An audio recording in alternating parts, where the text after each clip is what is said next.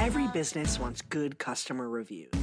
Every customer wants a good experience. So what happens when both sides click? Or in some cases, when they don't? From Yelp and Entrepreneur Media, this is Behind the Review. Behind the review, dig deeper too.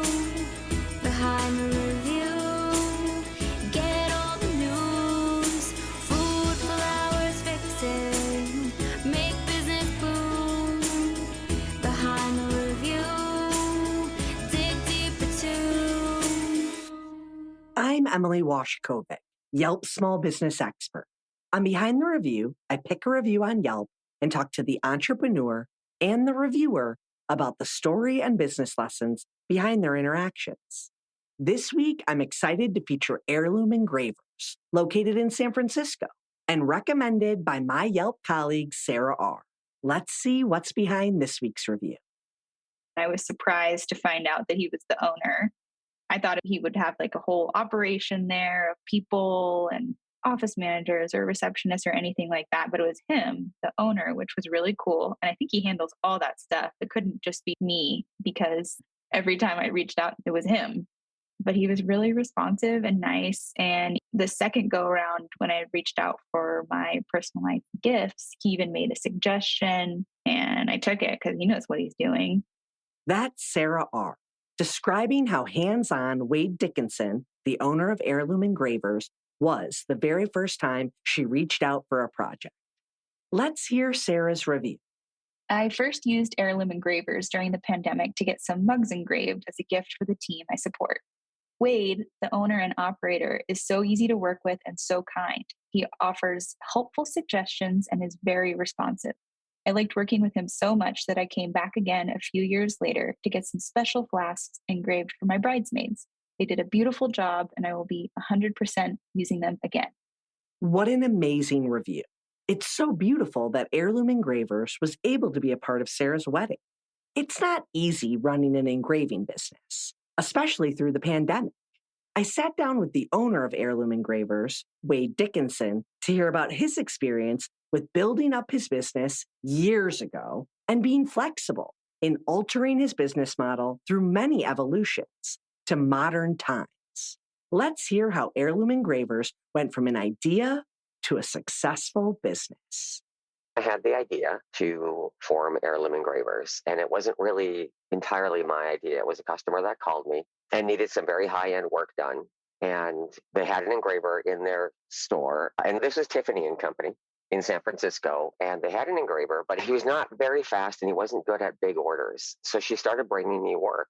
And then I discovered that out there was this world of high-end clients that were not being served. And pretty soon the whole corporate division for Tiffany's, and then eventually almost all the engraving on the West Coast for Tiffany's, as well as Gumps and Neiman Marcus and Saks. Once we had Tiffany's as a reference, the rest of the world of engraving just sort of fell like domino. It was pretty easy. The main thing was it was always high standard. It was always, we will deliver on time and it is going to look good. And there are no ifs, ands, or buts. And if it isn't right, we will fix it. We will take care of it. We're not going to make excuses. We're going to do it with a smile and we're not going to give you any attitude. For years, we couldn't really hire other engravers. We had to hire people and grow them from the seed into good engravers, because when we tried to hire someone who was a talented engraver, along with it came bad habits and attitude that were unacceptable to us. Wade's business was a part of some large-scale orders for some really big brands back in its early days. But that wasn't because Wade had this huge team of workers. To Wade, good work and good customer service are his top two priorities when running his business. That's why he's very careful who he hires, and he prefers to work with a small team. When Sarah said that Wade was hands-on, there was a very specific reason. It's just me and Isabella, my assistant. But here's the thing. I can probably produce more very high quality engraving in an hour. The shop is clean, neat, and organized. The equipment is absolutely immaculate. I've got a pantograph that's 40 years old. And when you sit down in it to work, you would swear it's brand new because it's absolutely in perfect condition all the time. And we have more kinds of ways to engrave things here than anyone else that I'm aware of. We do everything except laser engraving. We don't do work with a laser. It's great quality for some things, but if I were to laser engrave somebody's Rolex watch, I would not be in business for very long. It's just not the right process. We are able to do an order of 1,000 pieces in the small shop like this, or we can do the individual orders just fine. And we love the big orders. We truly do. But the small ones are the bread and butter. $100, $180, $300. You get 10 of those in a day. It's a pretty decent day. And then if you get the 300 or 400 piece order 5 times a month, that's great too. I've been very cautious about bringing more people in. There are 16 engraving stations here in 442 square feet. Every one of them has its own way to work. You have to have the right touch. You have to have the right speed with your hands. Or if it's a computer engraver, you have to set everything just right. Or you're not only going to break the item that you're engraving, you're going to break the machine. So every one of them, you could spend years learning. Wade's industry is a trade. It's a skilled profession and craft that takes education and hours of repetition and experience across different machines and techniques. As a business owner in any business, you have various levels of skill needed to run your business. And there are some things only certain people can do, yourself included. Keep that in mind as you grow and expand. That may not always mean hiring a handful of employees. It could look like finding the one right employee or a contract worker to take on certain projects so that you can double down on your individual skills and the contributions to grow product or output. We're going to take a quick break. Be right back. Running a small business means forging partnerships with vendors and suppliers. The partners you rely on make sure your business can succeed. And the best partners are the ones that move with the flow of your business. That's why you need Zinch, a direct lender tailored to small and medium-sized businesses that makes loans simple, fast, and flexible. And Zinch can approve up to $250,000 in under 2 days. With Zinch, you don't have to wait months to be approved for a traditional bank loan. If a pipe bursts or an unexpected bill pops up, you can act fast because Zinch knows how important that is. And their specialists will help you choose the best solution for your needs. There's no commissions or third-party approvals, so Zinch can give you a better rate, a faster approval, and keep your information secure. Get financing the easy way with Zinch. For a limited time, Zinch is waiving the application fee for all Behind the Review listeners. That's a $250 value. Just go straight to this special URL, financingthatworks.com. Again, that's financingthatworks.com. Loans made or arranged pursuant to a California Finance Lender's Law license. Wade recognizes how important it is just to be kind. He gets a variety of orders and customers each day, and he makes it his personal mission to make their lives or days better. They're coming here, they need my service, and it's something that I love to do. And they're happy to pay me for it, which is something I love to have happen. So why would I ever give them attitude? Why would I ever, even though these days I'm about the only one you can find to do most of the work that I do? There were 27 shops within 30 miles of here when I started. They are all gone. There's not a single one of them left. So it's either us or no one. And we could be jerks about it, but there's no point in doing that.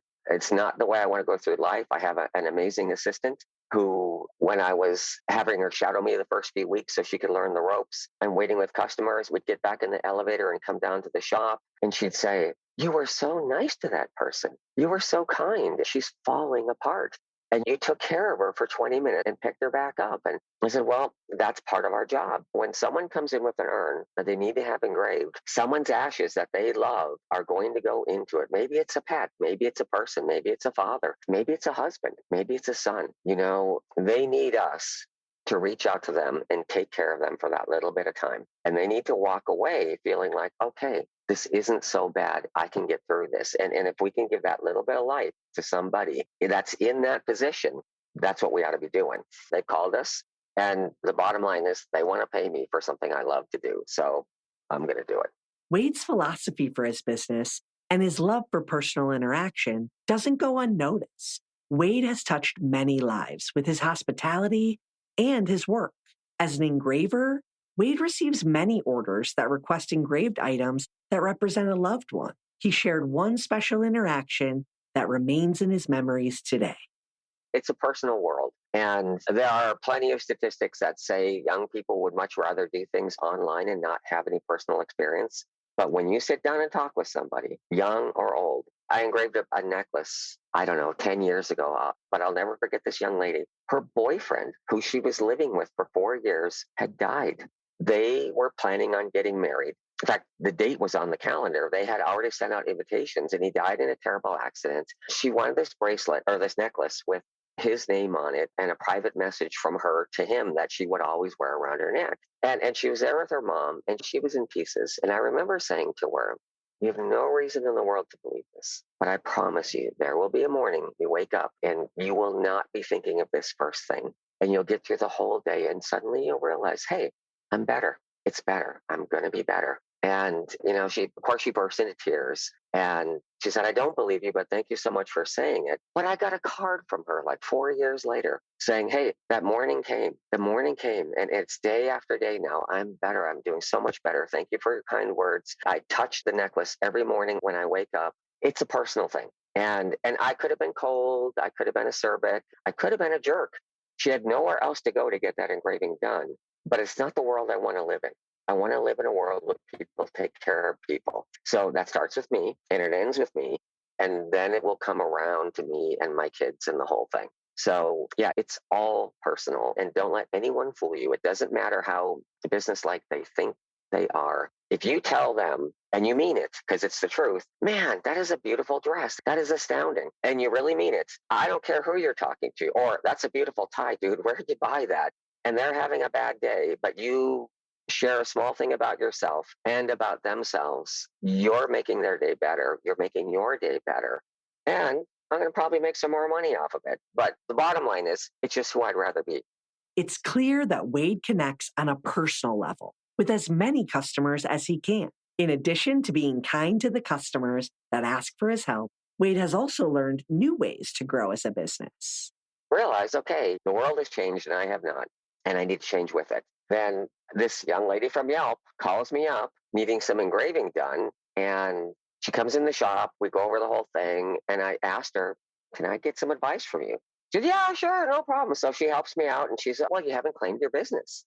"What is that?" So I claimed my business and started posting pictures, and started this year and last year, especially running ads and marketing directly to the people that are going to walk right in and pay us retail pricing rather than the wholesale pricing, which is what I charge everybody else, all the businesses, that is. So that has worked out extremely well. Now that a lot of the effects of the shutdown are done, we're marketing directly to promotion companies who put on events for businesses. So we'll bring a hot stamp machine and all the peripherals that we need to an event, and we'll stamp luggage tags or journals or something for the customers while they're there at the event, and they wait for it. And they want to talk to us about the machinery. They want to know what we're doing. It's all old-fashioned stuff, and we're happy to do that. And I'm actually, because of my retail background, I can engrave and talk at the same time. The whole deal is you're putting on a show, and you got to put on a good show. You've got to be friendly and happy with these people.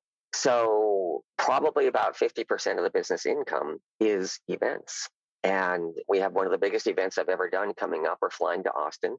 We're shipping 2 gigantic machines in a giant crate and all the peripherals, spending 4 days there. And we're going to engrave 1,600 water bottles with people's initials. It's the biggest thing I've ever put together for the business. I've never had anything with so many moving parts to get all nailed down. I have a giant list that's down to 2 items, and I'm pretty happy about that. I actually found out that our lovely reviewer, Sarah R., was the customer who advised Wade to claim his Yelp page. It's crazy how many different ways you can market your business. And as the market changes, it's important for the business to change with it.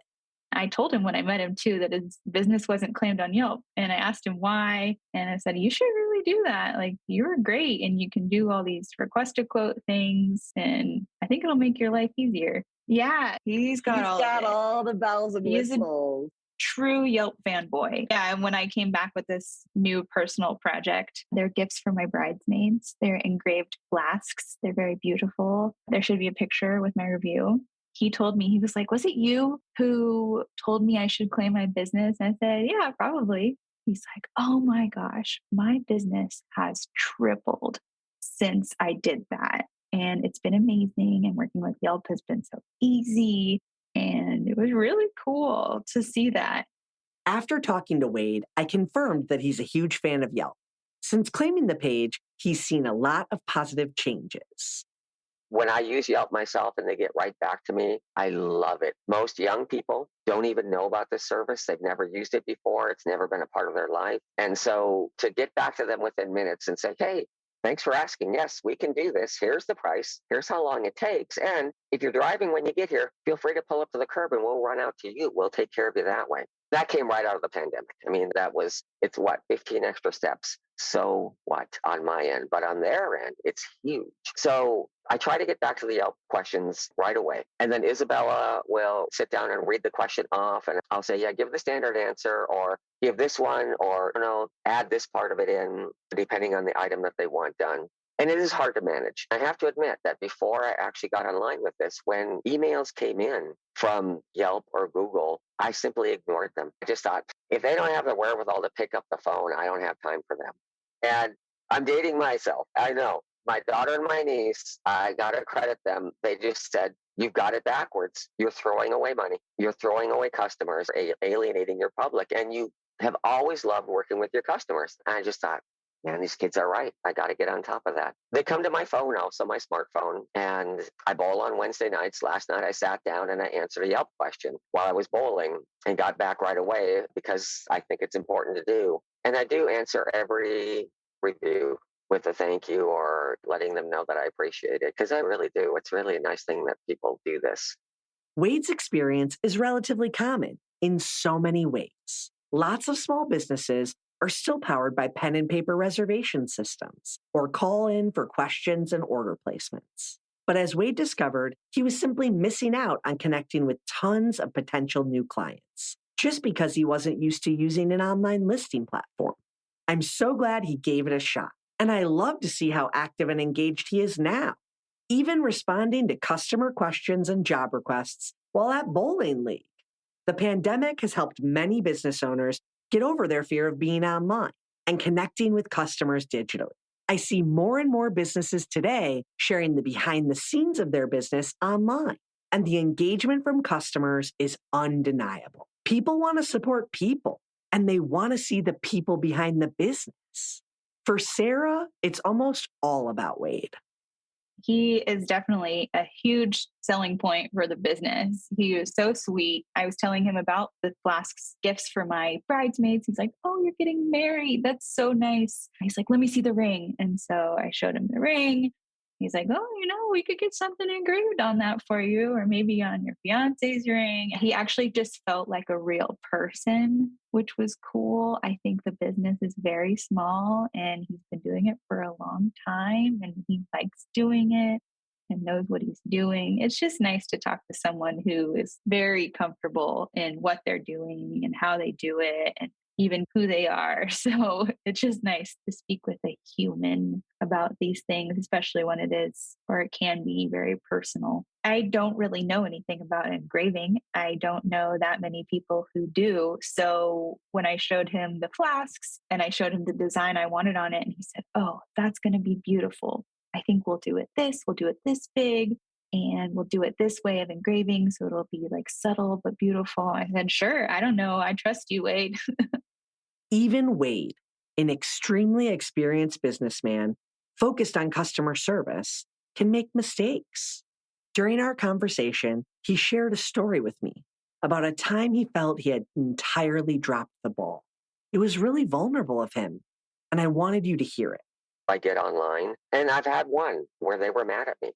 And I remember the day I was just in a horrible mood and I was so busy and I was sharp with her. I was not polite and I apologized. And I said, "If you come back in, if you see your way to coming back in, I promise you I'll change that experience." I haven't seen her yet, But it's long enough ago that she's way down on the list. And honestly, I kind of think that if you only see great reviews for somebody, they're probably fake. So it's okay to have that one that's not great in there. But man, it still burns and it still makes my face turn red that I treated somebody like that just because I was having a bad day. It's unacceptable. So I'm not glad I did it, but I'm glad that I've got the experience to remind myself. And especially when, like in November and December, where Isabel and I are up and down the stairs in the elevator all day long and we're exhausted. And at one point, we're riding down the elevator together. We've each got 5 jobs we've taken in. I mean, we had customers lined up at the curb and in the store, and we've got no time to get anything done. And we know as soon as we get to the shop, there will be more people calling us from upstairs. And I said, but Isabella, we're making great scratch. We're making good money. And this is what we're here to do. So smile, keep smiling, and be awesome, because that's what we got to do. And that's what we did. It's not that hard to do. It's better than the other way. It's an amazing thing to be able to admit your mistakes and learn from them. I have no doubt that Wade took this experience as an opportunity to learn how he can better interact with his customers in the future. Mistakes are inevitable, but it's important to learn from them and grow. Reviews, both positive or negative, can play a crucial role in your business's development, so it's important to engage with them. It definitely matters, good review or bad review. I think it says a lot. If you write a good review, it makes sense when the owners respond and say something, hey, appreciate your business. That means a lot to me. I think that happened too. I reviewed a new taco place in the marina. I wanted them to succeed, so I wrote a good review. And the tacos were good. The margaritas were excellent, and they responded as well. But it makes me feel nice. And that concludes our episode. Be sure to subscribe so you get new episodes every Thursday. I hope you enjoyed it and were able to take a thing or two away to implement in your own life. Whether it's a new idea that you can bring back to your business or a fresh perspective on how to be a positive influence as a consumer, we share these stories to inspire and create more meaningful connections in your local community. For more information about today's business or to connect with me, check out the show notes. Behind the review, dig deeper too. Behind the review, get all the news. Food, flowers, fixing, make business boom. Behind the review, dig deeper too. This episode featured a conversation with Wade Dickinson, the owner of Heirloom Engravers, and Sarah R., a reviewer living in the Bay Area. Special thanks to Angela Lee, who helped write this episode. To learn more about the story, head to yelp.com/behind the review. And don't forget to subscribe to the show so you get an alert each Thursday that we drop a new episode. To claim your own Yelp business page and start engaging with consumers, visit business.yelp.com.